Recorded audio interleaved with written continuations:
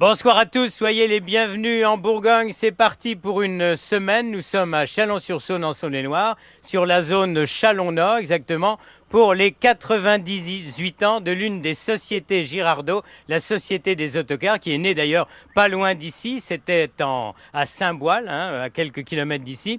Alors on va commencer avec un vieux routier, vous le prenez pas mal, et pour une fois, je vais parler au conducteur, ce qui est formellement interdit. Alors, Albert Thibault, ça fait 45 ans que vous conduisez cars et autocars.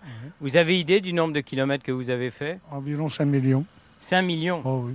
D'accord.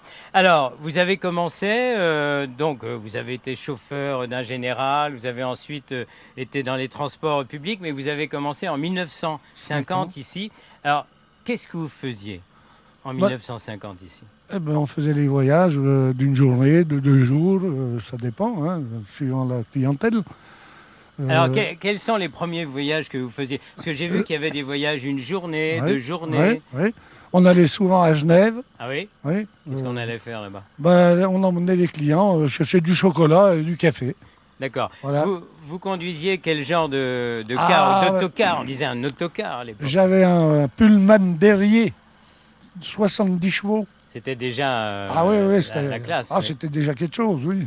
Alors, et décapotable en plus. Décapotable? Ah oui. Alors, il n'y avait pas d'autoroute pour Genève ou ailleurs. Non, et il y avait surtout pas mal de côtes. Maintenant, on ne se rend plus très bien compte. Mais dites-nous, c'était difficile, les côtes? Les côtes étaient un peu difficiles, oui. Il marchait à 70 à l'heure à tout casser. On avait pas envie de dormir. Vous dites que vous avez monté le Simplon, à quelle vitesse? Je faisais le Simplon quand on allait en Italie, oui. Sur Venise. Je mettais 3 quarts d'heure pour monter le Simplon. En première, s'il vous plaît. Alors, et puis... En arrivant au sommet, il y avait 2 tunnels. Oui. Et on ne passait pas dessous sans enlever les valises qui étaient sur l'impériale en haut. Enlever les valises, c'est-à-dire on s'arrêtait pour descendre les valises. Et on passait les 2 tunnels et on remontait les valises en haut. Le monde a bien changé pour vous aujourd'hui quand vous êtes au volant de cet engin magnifique? C'est sûr que le monde a bien changé. Même les véhicules ont bien changé. Voilà, merci. Et puis des souvenirs aussi de longs voyages. Ah oui, on a eu des bons souvenirs, on a eu des mauvais moments, mais enfin on a quand même passé une belle vie sur la route. Merci Albert, j'allais vous dire bonne route, mais vous allez percuter la structure non, mobile si vous partez. Alors justement, je rejoins cette structure mobile, habillée l'espace d'un soir en car de tourisme, très confortable. Et là, on peut dire, s'il n'y a pas de chauffage ce soir dans la structure, on est bien installé. Bonsoir Philippe Girardot, bonsoir Marie-Jeanne Girardot. La maman et l'un de ses fils, parce que les 3 fils Girardot continuent toujours cette aventure familiale. Une question toute bête, 90 ans, une grande partie du personnel, non, pas tout le monde, parce qu'il y a plus de 220 employés actuellement. Quelle sensation, presque un siècle d'existence pour la société?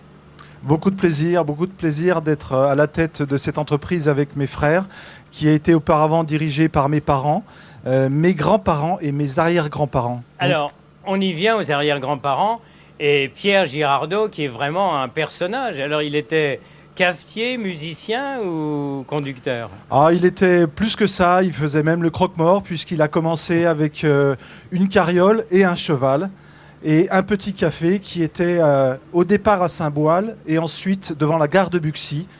Et il profitait de cette carriole pour ramener les personnes qui venaient travailler à Chalon dans les villages environnants. Voilà, il faut dire aussi qu'il mêlait l'utile à l'agréable parce qu'il organisait des bals, il était musicien et il ramenait déjà un précurseur, les gens un peu chauds à la maison. C'était le capitaine de soirée de l'époque, absolument. Il était effectivement très visionnaire. Alors, on va dérouler, là on aperçoit des images fantastiques que vous connaissez bien, là ce fameux car décapotable, ces engins merveilleux. Alors, comment s'est développé le voyage au tout début? Où on allait, Marie-Jeanne Girardot? Eh bien, les premiers voyages organisés, comme vous l'a dit Albert, c'était surtout en direction de Genève pour aller chercher du café et du chocolat, bien sûr. Et puis, petit à petit, les choses ont évolué. Et dans les années 50, la génération précédente, la mienne, a trouvé qu'il était opportun de commencer de lancer les premiers voyages. Et c'était aussi l'avènement de la caravelle. Les premiers voyages aériens ont commencé dans ces années-là. Donc les premiers voyages ont démarré et puis ça ne s'est jamais arrêté. Alors, aujourd'hui, donc plus de 220 personnes, vous faites apparemment 95 fois pratiquement le tour de la Terre. Ça veut dire que, comment vous expliquez, il y a une force de rester en famille? Je pense que c'est quand même un élément important parce qu'on tire tous dans le même sens. Nous avons la même passion que je pense doit être un peu héréditaire, certainement, puisque nous l'avons transmise avec mon mari à nos 3 enfants. Et je suis très satisfaite de voir qu'une entreprise qui était à l'origine une affaire de couple est devenue une affaire de trio. Alors, fils. la maman va laisser la place à l'un de ses 3 fils.